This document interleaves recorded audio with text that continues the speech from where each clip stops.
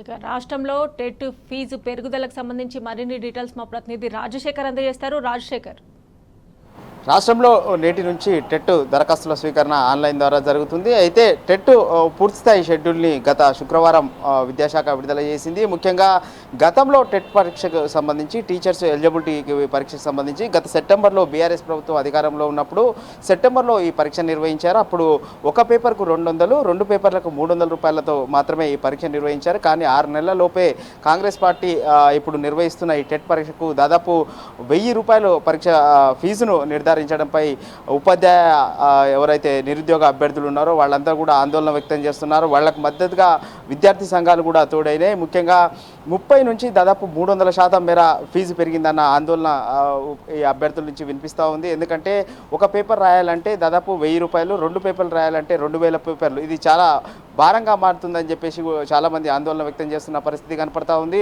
ఎందుకంటే ముఖ్యంగా ఆన్లైన్లో పరీక్ష నిర్వహిస్తున్నామని ప్రభుత్వం చెప్తున్నప్పటికీ పక్క రాష్ట్రమైన ఏపీలో కూడా ఆన్లైన్లో నిర్వహిస్తున్నారు. కానీ అక్కడ ఒక పేపర్కు 750 రూపాయలు మాత్రమే తీసుకుంటున్నారు. కానీ తెలంగాణలో 1000 రూపాయలు వసూలు చేయడాన్ని అభ్యర్థులంతా తప్పుపడుతున్నారు. మరోవైపు కాంగ్రెస్ ప్రభుత్వం మేనిఫెస్టోలో చాలా స్పష్టంగా నిరుద్యోగులకు నిర్వహించే ఏ పరీక్ష అయినా సరే ఉచితంగానే నిర్వహిస్తాం, ఎలాంటి డబ్బులు వసూలు చేయం పరీక్ష దరఖాస్తుకు అని చెప్పేసి వాళ్ళు మేనిఫెస్టోలో ప్రకటించారు. కానీ దానికి విరుద్ధంగా ఇప్పుడు విద్యాశాఖ విడుదల చేసిన టెట్ పరీక్షకు 1000 రూపాయలు ఒక పేపర్కు వసూలు చేయడాన్ని విద్యార్థులంతా కూడా తీవ్రంగా వ్యతిరేకిస్తున్న పరిస్థితి కనపడతా ఉంది. గత దాదాపు 10-15 రోజుల్లో కింద ఈ నోటిఫికేషన్ ఇచ్చారు. కానీ మొన్న శుక్రవారం రోజు స్పష్టమైన డీటెయిల్డ్ నోటిఫికేషన్లో ఎట్టి పరిస్థితుల్లో ఫీజు పే చేయాలని చెప్పారు. ఇవాళ ఉదయం నుంచి ఆన్లైన్ ద్వారా దరఖాస్తులు స్వీకరిస్తున్నారు. కానీ ప్రభుత్వం నిరుద్యోగుల నుంచి కోట్లాది రూపాయలు కొల్లగొట్టేందుకు సిద్ధమైనట్టు తెలుస్తుంది. ఎందుకంటే దాదాపు 4 నుంచి 5 లక్షల మంది విద్యార్థులు ఈ పరీక్షకు రాయబోతా ఉన్నారు. కొంతమంది పేపర్ 1 రాస్తారు, కొంతమంది పేపర్ 1, పేపర్ 2 రాస్తారు. అంటే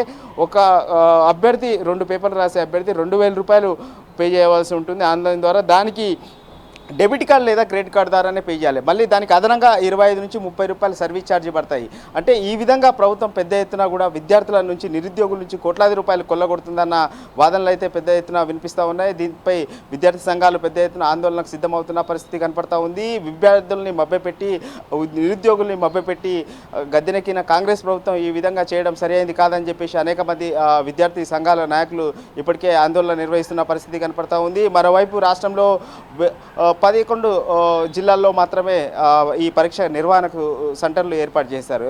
ముఖ్యంగా తెలంగాణలో 33 జిల్లాల్లో ఒక జిల్లా నుంచి మరో జిల్లాకు వెళ్ళి విద్యార్థి పరీక్ష రాయవలసి ఉంటుంది. ఇది ఈ రవాణా ఛార్జీలు ఇతర ఖర్చులు కూడా విద్యార్థులకు భారంగా అవుతున్నాయని చెప్పేసి విద్యార్థులు ఆందోళన వ్యక్తం చేస్తూ ఉన్నారు. ముఖ్యంగా జాతీయ స్థాయి పరీక్షలకు 1000 రూపాయలు ఒక పేపర్కు వసూలు చేస్తారు. అయితే మన రాష్ట్రంలో నిర్వహించే ఈ పరీక్ష కూడా ఒక పేపర్కు 1000 రూపాయలు వసూలు చేయడంపై పూర్తిగా ఆందోళన వ్యక్తం అవుతున్న పరిస్థితి కనపడతా ఉంది. ఇది ఆన్లైన్ ద్వారా టీసీఎస్ ఆయాన్ అనే సంస్థ ద్వారా ఈ పరీక్ష నిర్వహిస్తారు. వాళ్ళు ఒక పేపర్కు 495 రూపాయలు మాత్రమే వసూలు చేస్తారు. కానీ మిగతా డబ్బులు ఏం చేస్తారని చెప్పేసి నిరుద్యోగులు ఎవరైతే ఈ పరీక్షకు రాయబోతున్నారో వాళ్ళంతా కూడా అడుగుతున్న పరిస్థితి కనపడతా ఉంది. ఒక విద్యార్థి నుంచి దాదాపు 490 రూపాయల పైగా కూడా వసూలు చేయబోతా ఉన్నారు. వీటినన్నింటినీ ఏం చేస్తారని చెప్పేసి విద్యార్థులంతా కూడా తీవ్రమైన ఆవేదన వ్యక్తం చేస్తూ అడుగుతున్న పరిస్థితి కనపడతా ఉంది. ప్రభుత్వం తమను నట్టేట ముంచి అధికారంలోకి వచ్చి తమకు వ్యతిరేకంగా నిరుద్యోగులకు వ్యతిరేకంగా వ్యవహరిస్తుంది అని చెప్పేసి ఆందోళనకు పెద్ద ఎత్తున చేయడానికి సిద్ధమవుతున్న పరిస్థితి కనపడతా ఉంది.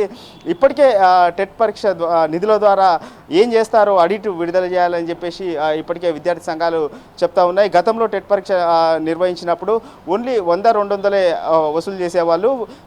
పరీక్ష కేంద్రాలు ప్రతి జిల్లా కేంద్రంలో కూడా ఏర్పాటు చేసేవాళ్ళు. సో ఎవరి జిల్లాలో వాళ్ళ సొంత జిల్లాలో పరీక్ష రాసుకునే వెసులుబాటు ఉండేది, వాళ్ళకి ఎలాంటి ఇబ్బందులు ఉండేవి కాదు. కానీ వాళ్ళ ఓన్లీ 11 జిల్లాల్లో మాత్రమే ఈ పరీక్ష నిర్వహించడంపై కూడా వాళ్ళు ఆవేదన వ్యక్తం చేస్తూ ఉన్నారు. వెంటనే మిగతా జిల్లాలో ప్రతి జిల్లా కేంద్రంలో కూడా ఈ పరీక్ష నిర్వహించేందుకు ప్రత్యేకంగా ఏర్పాట్లు చేయాలని చెప్తా ఉన్నారు. వచ్చే నెల 10 వరకు ఈ ఫీజును దరఖాస్తులు ఆన్లైన్ ద్వారా స్వీకరించనున్నారు. అలాగే మే చివరి వారం నుంచి జూన్ మొదటి వారంలో ఈ పరీక్ష నిర్వహించనున్నారు.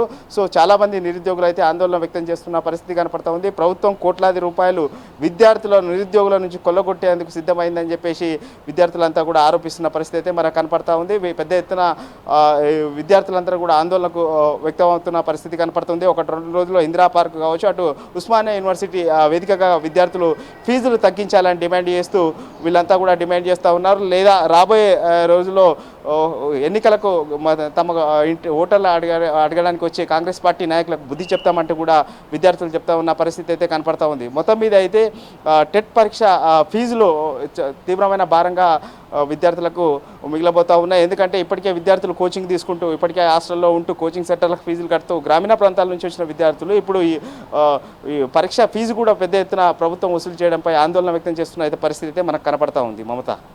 రైట్ రాజశేఖర్.